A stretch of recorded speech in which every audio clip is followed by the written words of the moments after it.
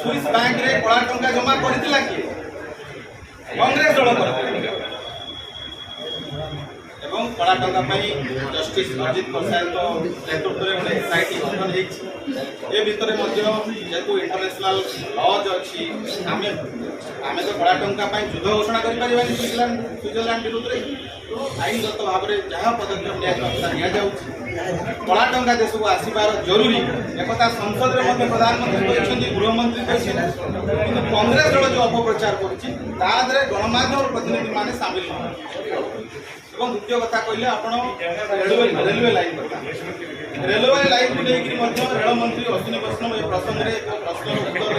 स्पष्ट भाव में कही रेल प्रकल्प ओडिशा रे अर्थ अभाव नहीं आपन जदि 2013 मसीहा जो समय यूपीए सरकार शेष आर्थिक वर्ष रेल बजेट देखिए 1000 कोटी टंकार रेल बजेट था ओडिशा रे रेल बजेट केबे 1000 कोटी छू नथिला मोदी सरकार समय 10,000 कोटी रेल बजेट आसुछि नुआ रेल लाइन पाइबा पड़िबा सबुठु बड़ बाधक साजिश जगह अधिग्रहण जमी अधिग्रहण जोटा राज्य सरकार विचार आपण गणमाध्यम प्रतिनिधि आपण मैंने आज जाइए कहतु जो रेल प्रकल्प कथा आप कहते तार जमी अधिग्रहण काम राज्य सरकार सारी कि ए नहीं बारंबार प्रश्न उठू जेहेतु जमी अधिग्रहण काम सरुना बाकी समस्त प्रकल्प आप देखिपारे सदस्य रोजगार दिन को मात्र 17 टंका मासक 510 टंका जोटा कि ओडिशा रे भत्ता ठारू भी कम ए होची ओडिशा रे महिला सशक्तिकरण असर भारतीय जनता पार्टी सरकार को आसिले ओडिशा रे 25 लक्षपति दीदी बनेबो जो महिला सशक्तिकरण जो स्वयं सहायक गोष्ठी अछंती तादरु 25 लक्ष महिला मां मानकु आमे लक्षपति दीदी भाबरे सफल भाबरे ताको क्या करता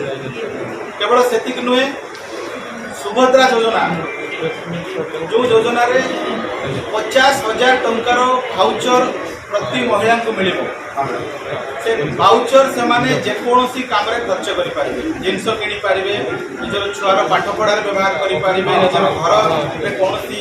रिपेयरिंग हो अन्य काम रे हो से 50,000 टंकार खर्च परिवार स्वाधीनता मध्य महिला मान हाथे रहे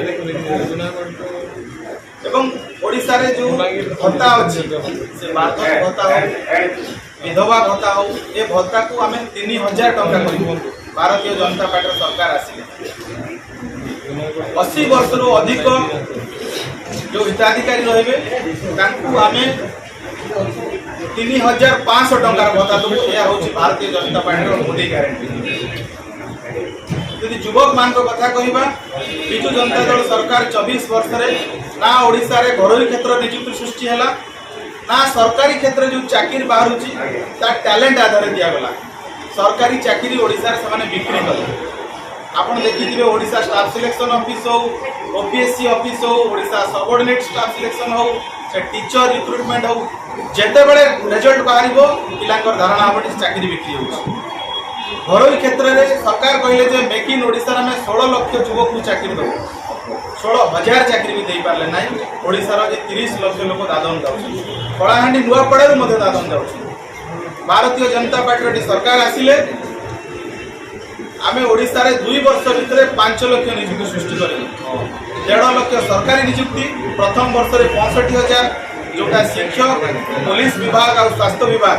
एतरे जो 65,000 वैकेंसी अछि ताको आमे आगो पूरण करिबु घरोई क्षेत्र में 3.5 लाख नियुक्ति प्रथम 2 वर्ष रे सृष्टि करिबु आ सेतिरे 90% चाकरी ओडिया पिलांको पई संरक्षित होई